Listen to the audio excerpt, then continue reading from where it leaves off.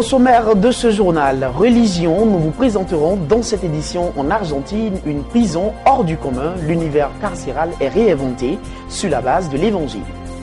Et puis nous écouterons dans ce journal le témoignage d'un marin français qui raconte comment son navire a été attaqué par des pirates au large du Togo. Enfin sport au Brésil, les joueurs de l'équipe de Brésil, la Seleção, soutiennent les manifestations de rue. Vous êtes bénis de suivre Béni TV de Blessing Channel. Bienvenue à toutes et à tous dans cette session d'information. Je suis Brice Guigré et nous ouvrons ce journal avec l'actualité religieuse. Une brève. Durant le mois de juin, une plateforme de médias appelée le Média Forum initie une chaîne de prière pour les médias dans le monde entier. Une chaîne de prière qui s'étend alors sur tout le mois de juin. Elle a démarré depuis le 1er juin.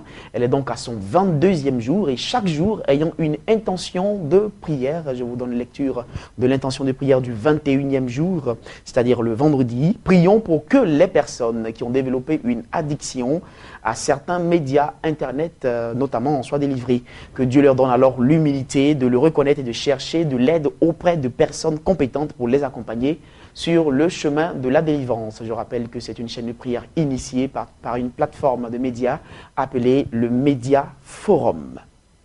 L'actualité religieuse en Côte d'Ivoire avec la convention 2013 de l'université appliquée des ministres de l'Évangile pour les nations. Le thème était l'efficacité dans le ministère. Elle s'est tenue donc dans la commune de Yopougon, cette convention précisément à l'église Pentecôte Saint-Feu. Elle avait pour objectif de former et équiper les pasteurs, bien entendu les ministres de l'Évangile. Un reportage signé Joël Azoussi. L'efficacité dans le ministère, tel était le thème exploité par la convention UAMN 2013 qui a pris fin le samedi 8 juin 2013 à l'église Pentecôte Saint-Feu 6 dans la commune de Yopougon.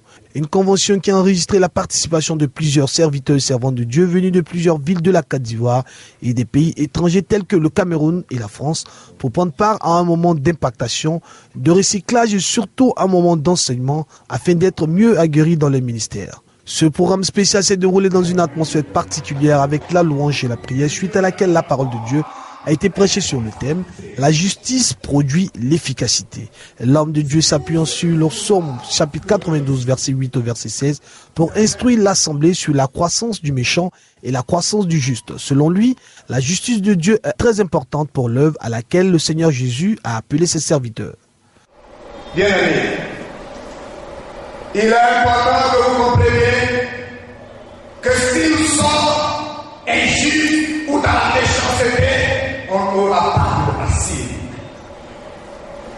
Quand on parle d'injustice, nous faisons allusion à beaucoup de choses.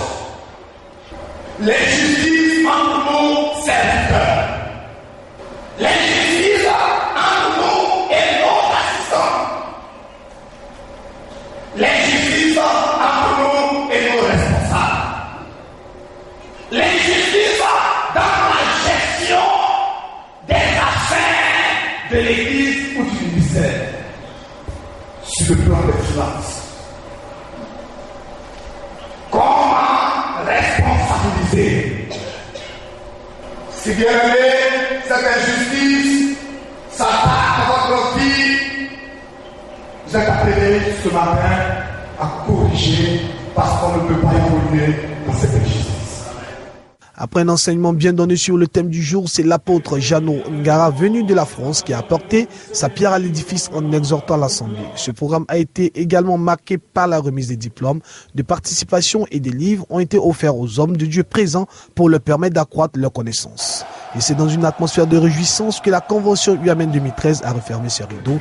Rendez-vous est donc pris pour l'an 2014. Que Dieu vous bénisse. Intéressons-nous à nouveau au séminaire organisé par l'église Bethany Espérance dans la commune de Cocody. Le thème était sortir des fondements de l'échec avec le pasteur Abdoulaye Eli Ouattara. Au cours de ce programme marqué par un culte, le culte célébré à l'occasion de la fête des pères, l'homme de Dieu est revenu sur le sens, bien entendu, de fondements qu'il faudra briser, les fondements de l'échec. Et ça fut aussi l'occasion pour les fidèles d'honorer leur pasteur à l'occasion de la fête des pères. Ils étaient plusieurs fidèles à répondre à l'appel du Seigneur au culte du dimanche 16 juin dernier à l'église Béthanie Espérance de Cocody, 8e tranche. Le passage de Psaume chapitre 11, le verset 3 qui dit « Quand les fondements sont renversés, le juste, que ferait-il » et c'est sur quoi s'est appuyé le pasteur Aboulaye Eli Ouattara pour poursuivre le dimanche 16 juin dernier son séminaire tenu du mercredi 12 au samedi 15 juin dernier avec pour thème « Sortir des fondements de l'échec ». Définissant les fondements comme tout ce qui a été fait avant, pendant ou après dans le but de parvenir à une stabilité quelconque, il s'est agi alors pour le pasteur Aboulaye Eli Ouattara de montrer l'impérieuse nécessité pour un chrétien de sortir des fondements de l'échec.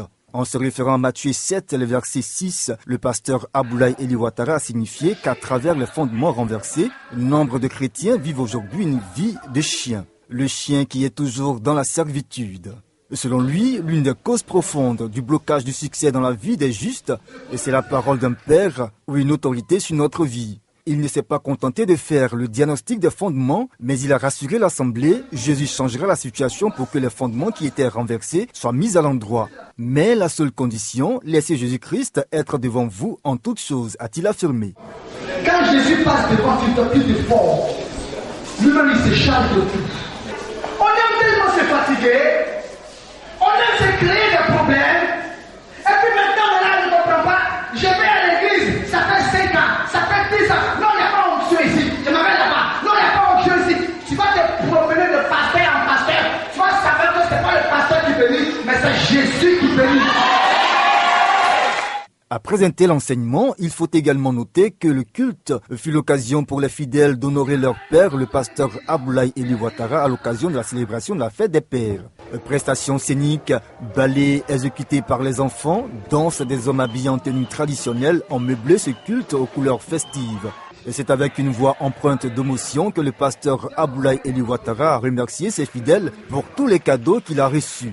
Il a dit être honoré d'avoir à diriger un peuple comme celui de Béthanie Espérance. Laissons Jésus être devant nous, ainsi nous verrons sa gloire. Ainsi soit-il. Nous l'annoncions dans les titres, une prison, pas comme les autres, c'est une prison particulière. Il existe alors dans cette prison un mode de vie, l'univers carcéral y est réinventé grâce à l'évangile. Le directeur et les gardes pénitentiaires sont eux-mêmes des évangélistes et ils réglementent la vie des prisonniers qui ne sont pas en réalité appelés des prisonniers, ils sont appelés des frères. Ils marchent sur la base de l'évangile, des conversions et des transformations incroyables des vies. Découvrons. Changer les systèmes, transformer et renouveler l'homme dans sa dimension tripartite, afin de faire de lui un homme nouveau pour une société nouvelle. C'est ce qu'apporte l'évangile, et cette capacité de l'évangile, on l'expérimente en Argentine, dans un endroit un peu moins ordinaire.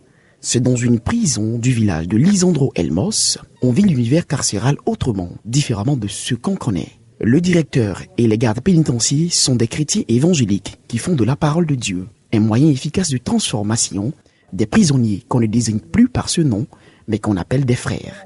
C'est le seul établissement pénitentiaire qui a fait de l'évangile son leitmotiv et la base de la ligne de conduite des frères qui sont au nombre de 270 et qui expérimentent une nouvelle société carcérale. Nous mettons des limites dans leur conduite. Nous leur apprenons à marcher droit. Il nous arrive aussi de les câliner, de les prendre dans nos bras. Mais nous avons des exigences et des corrections. Voilà notre méthode. Loin des quartiers de haute sécurité, ici tout est basé sur l'autosurveillance. Pourtant, ces hommes n'avaient rien de saints anges. Braqueurs, violeurs, tueurs se côtoient dans ces couloirs pour des peines allant de 5 ans d'emprisonnement à la perpétuité. Les portes des cellules appelées pièces carrées n'ont pas de barreaux et portes et fenêtres restent ouvertes 24 heures sur 24. Nonobstant ce qu'ils ont été, ils restent convaincus de l'action transformatrice et salutaire du Seigneur Jésus-Christ dans leur vie. J'ai vécu 40 ans sans connaître Dieu. J'étais une marionnette dans les mains du diable, un ennemi qui m'utilisait pour nuire aux autres. Et quand Dieu m'a choisi, ma vie s'est transformée à 360 degrés. L'œuvre du Saint-Esprit dans leur vie dans ce nouvel endroit les a amenés à abandonner définitivement les armes, l'alcool, la drogue, pour leur foi en Jésus-Christ. L'évangile de Saint Matthieu dit « Ne faites pas la justice vous-même, respectez les autres, sinon vous n'aurez pas de récompense de votre Père qui est aux cieux. » Levés dès 6 heures, leurs matinées sont consacrées au choix, études et travail. Chaque atelier de production différente qui peuvent rapporter jusqu'à 25 € par semaine. Pour leur famille, c'est un vrai salaire. Dans une région où une personne sur 3 vit sous le seuil de pauvreté. Cette nouvelle vision de l'univers carcéral proposée par l'Évangile s'oppose radicalement au système en vigueur dans les autres prisons qui préfèrent le châtiment à la réinsertion. J'ai fait les pires choses dans ma vie, je pensais avoir tout connu, mais dans la prison où les évangélistes m'ont récupéré, j'ai vécu l'enfer, le viol, le froid, la faim, l'horreur. Durant le week-end, des familles sont autorisées à des visites. Résultat de cause à effet, depuis 2 ans qu'existe cette unité, aucune tentative d'évasion n'a été enregistrée. Dans ceux qui sont sortis, 4% ont récidivé comparé aux 45% d'échecs dans les prisons traditionnelles. Pour le directeur, c'est une satisfaction. Les journées sont meublées par des prières avec des messages apportés par des évangélistes. Chaque détenu a son propre niveau d'engagement avec Dieu. Lui, il est à 100%. D'autres ne le sont qu'à 30%. Reste à récupérer les 70% qui manquent. Cela, on peut le dire, est un grand témoignage de la puissance de l'Évangile capable de transformer les vies pour la gloire de notre Seigneur Jésus-Christ. Un exemple qui devrait également nous inspirer. Voilà un très bel exemple à suivre, celui de laisser l'Évangile transformer radicalement l'homme et la société, sinon les sociétés dans lesquelles nous vivons. Nous changeons complètement de sujet, intéressons-nous à l'actualité africaine. À Abidjan, en Côte d'Ivoire, se tenait un petit déjeuner de presse organisé par l'Union nationale des journalistes de Côte d'Ivoire en collaboration avec la commission de la CEDEAO autour du thème « La construction de la CEDEAO des peuples ». En pratique, un petit déjeuner de presse qui a rassemblé tout l'ensemble de la presse nationale et internationale. Une rencontre au cours de laquelle plusieurs grands projets dans la zone sous-régionale ont été annoncés par M. Kadri Ouedraogo. Il est le président de la commission de la CEDEAO. Un reportage est signé Inès Koulignambalé et Eric Bissouma. Au cours de la 32e session du sommet de la CEDEAO, les chefs d'État et de gouvernement avaient adopté une nouvelle approche de l'intégration régionale, une nouvelle approche dénommée Vision 2020. En son cœur, faire passer la communauté d'une CEDEAO des États à une CEDEAO des peuples. C'est de cette vision, de cette nouvelle donne, que le président de la commission de la CEDEAO, Désiré Kadri Ouedraogo, a bien voulu que les spécialistes des médias, les journalistes, puissent être mieux imprégné de l'objectif. Et c'est dans ce cadre qu'un déjeuner de presse vient prendre forme pour porter une information capitale aux journalistes afin de mieux leur permettre de comprendre le langage de cette démarche d'intégration. Ce déjeuner s'est déroulé le mercredi 19 juin 2013 au Golf Hotel dans la commune de Cocody. Le contenu de cette information, la présentation des grands projets de l'organisation ouest-africaine pour l'horizon 2020 et la mise en place d'une communauté économique prospère et enfin la création d'une monnaie unique pour cet espace qui permettra, selon le président de la commission de la CEDEAO, Désiré Kadri Ouedraogo, à la construction d'un marché commun plus compétitif qui va entraîner la sécurité alimentaire et nutritionnelle des populations. La vision de la CEDEAO, c'est de devenir véritablement une CEDEAO des peuples. Et comme je l'ai dit dans mon exposé, notre richesse, c'est finalement notre peuple, c'est finalement notre jeunesse. Et nous pensons que les Jeux de la CEDEAO sont un ferment de cette intégration régionale que nous recherchons. Permet à notre jeunesse de mieux se connaître, de fraterniser et de poursuivre l'idéal d'intégration afin qu'à terme nous soyons un même peuple en Afrique de l'Ouest. De bonnes intentions saluées par Traoré Moussa, le président de l'UNJCI, membre de la table de séance. Une occasion qu'il a saisie pour porter à la connaissance des dirigeants quelques obstacles sur le terrain. Notre rôle est d'informer la population et de rapporter les imperfections parce que vous savez que sur papier, il y a beaucoup de décisions qui sont prises, mais sur le terrain, l'application laisse à désirer. Par exemple, il est dit qu'il y a une libre circulation des biens et des personnes, mais lorsque vous prenez votre voiture et que vous décidez vous-même de vous rendre d'Abidjan à Lagos, vous verrez qu'à chaque frontière, on vous fera payer des montants qui varient d'un pays à l'autre. Et c'est des papiers officiels, c'est pas le racket à l'approche des frontières, c'est des sommes officielles qu'on vous demande de payer. Et quand vous payez dans des banques assermentées. Pour cela, donc je pense que si la CEDEAO veut véritablement devenir une CEDEAO des nations, si elle veut vraiment briser les frontières entre les peuples, il faut commencer par éliminer ces taxes illégales, à mon sens, si véritablement les pays sont intégrés. À ce déjeuner de presse, un protocole d'accord a été signé par le ministre de l'intégration africaine, Ali Koulibaly, et le président de la commission de la CEDEAO, Désiré Kadri Ouedraogo, pour l'édition 2014 des Jeux de la communauté prévus à Yamoussoukro, capitale politique de la Côte d'Ivoire. Écoutons à présent ce témoignage de ce marin français. Il s'appelle Benjamin Hellman. Il a été capturé lors de l'attaque de son navire au large du Togo et libéré le mardi dernier dans le sud du Nigeria. Les traits tirés, il raconte les 5 jours passés avec ces pirates nigérians. On est au mouillage à Lomé et de nuit on a été attaqué. J'ai entendu la diffusion générale qui disait de monter à la passerelle vers, je crois qu'il était 2h du matin, 2h30. Et là, tout le monde allongé par terre et puis 4 ou 5 costauds avec des kalachnikovs.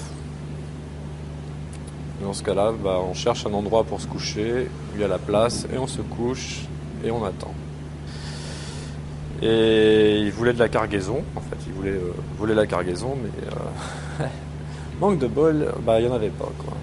Et là, on s'est retrouvé ce qu'ils appellent, ce que dans le jargon on appelle mother vessel, c'est-à-dire un navire qui sert à chercher d'autres navires.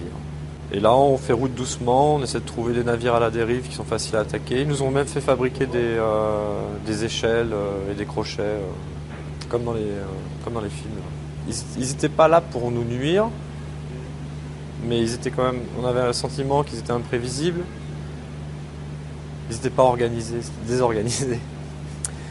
Mais ouais, c'est difficile. Hein. C'est assez difficile.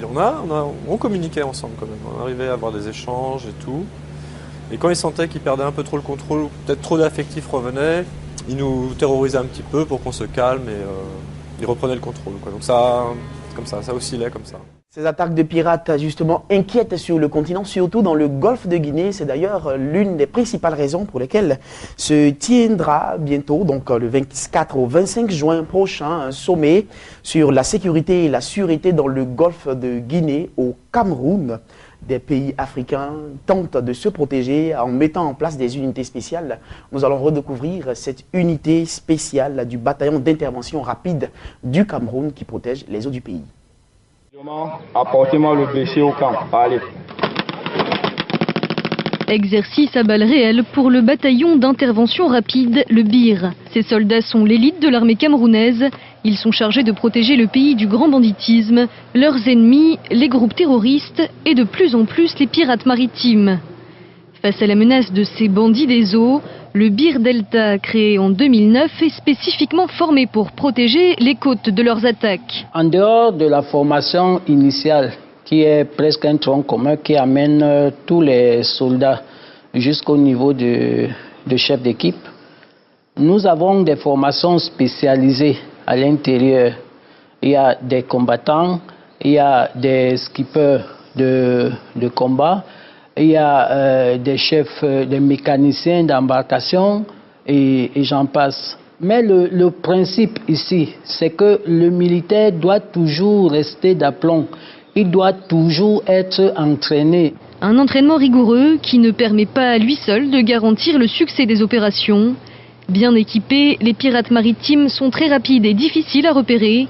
Le BIR travaille donc en étroite coopération avec l'armée maritime. À partir de nos moyens de détection, nous voyons les navires qui sont aux alentours de la position probable de cet incident. Donc nous leur envoyons déjà l'information pour que ces navires se rendent plus tôt dans la zone en attendant de tracer les rails pour une recherche beaucoup plus longue.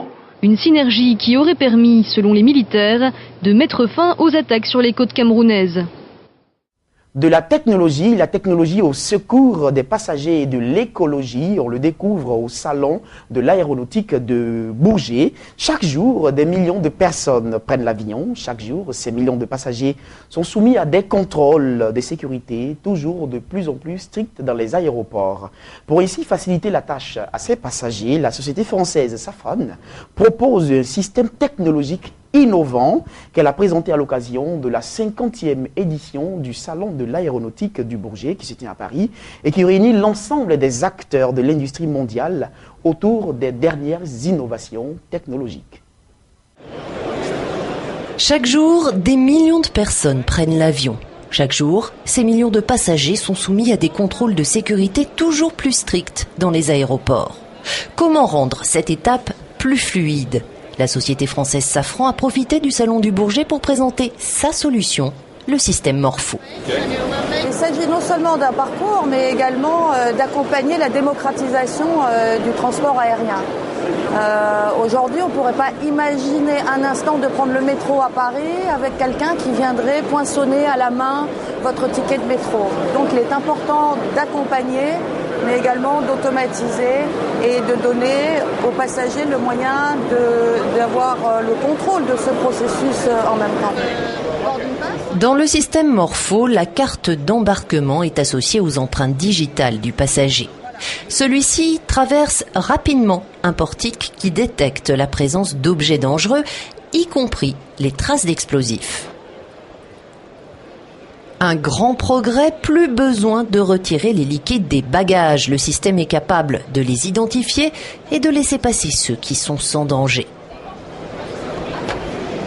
Chaque étape peut être surveillée à partir d'écrans. Même le contrôle du passeport biométrique est automatisé avec une reconnaissance des yeux ou du visage. Un opérateur n'intervient pour une fouille exhaustive que si le système détecte quelque chose de suspect. À terme, les informations personnelles du passager seront effacées des fichiers. La technologie se porte ainsi au secours des passagers en leur simplifiant la vie. Et au Bourget, elle vient aussi à la rescousse de l'environnement. On trouve ainsi des solutions pour réduire la consommation de kérosène et donc la pollution liée au transport aérien. Cet avion, par exemple, n'utilise pas ses réacteurs pour ses mouvements au sol, mais des moteurs électriques installés sur les roues principales de son train d'atterrissage. Ils sont alimentés en énergie par une turbine auxiliaire de l'appareil. 1h30 de vol par jour pour une mission, 7 à 8 fois par jour. Votre avion, pendant ses phases de taxiage, où il ne vole pas, va brûler, va consommer plus d'1 tonne de carburant. La solution qu'on propose, Safran et Honeywell, c'est justement de motoriser les roues des avions en n'utilisant plus les moteurs. Dans les années à venir, les aéroports vont être de plus en plus congestionnés. Ils sont confrontés à la nécessité d'optimiser le flux des avions et ils ont trouvé à notre système justement une solution tout à fait pertinente. Pour l'instant, bien que pleinement opérationnelle, cette solution est à l'état de prototype. Elle devrait être commercialisée et se généraliser dès 2016. Ouvrons à présent la page sportive au Brésil. On le sait, le Brésil accueille la Coupe des Confédérations 2013. Au moment où se tient alors cette compétition sportive, le Brésil est en ébullition. Les populations sont en colère devant les sommes faramineuses engagées par le gouvernement pour la construction des stades et le développement d'infrastructures sportives. Les joueurs du foot, les joueurs de l'équipe du Brésil, la Seleção, sont donc solidaires à ces manifestations de rue aidées par un Neymar étincelant. Le Brésil a remporté son deuxième match, c'est l'occasion de le dire, le match de la Coupe des Confédérations, en dominant le Mexique 2-0, nous y reviendrons. Alors, Thiago Silva et ses partenaires n'ont pas oublié d'évoquer les manifestations qui secouent le pays. Silva a dit soutenir les manifestants du Brésil, mais a appelé à défiler sans violence. Tá cansado, caralho, da corrupção! Brasil acordou! Levanta, Brasil! O Brasil tá cansado da corrupção, ó! É isso aí! O Brasil demonstrando que tem vontade de evoluir, de mudar, de crescer. Le Brésil démontre qu'il veut évoluer, changer, grandir. Pour moi, tant qu'il s'agit de manifestations pacifiques, comme c'est le cas dans la majorité des villes, on est derrière eux. Ils ont mon soutien. Je serai toujours avec eux car ils souffrent et nous les joueurs, qui avons tous des origines modestes, nous sommes déjà passés par ces conditions de vie précaires.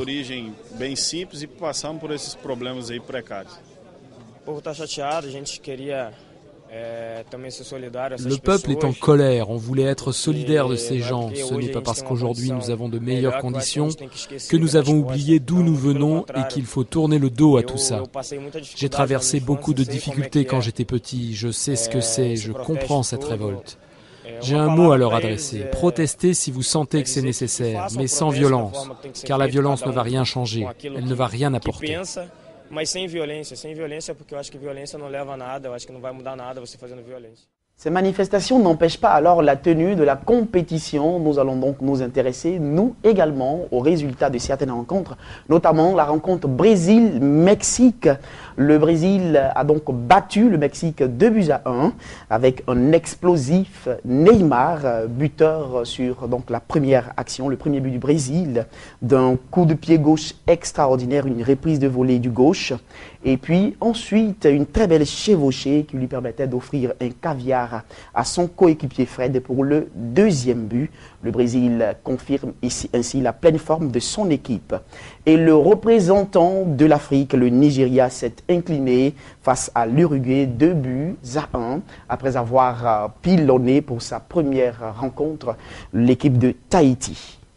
Voilà, mesdames, messieurs, fidèles téléspectateurs, cette session d'information prend fin ici. Merci de nous avoir suivis et bonne suite de programmes sur Béni TV. Retrouvez ce journal sur notre site internet béni.tv. À bientôt.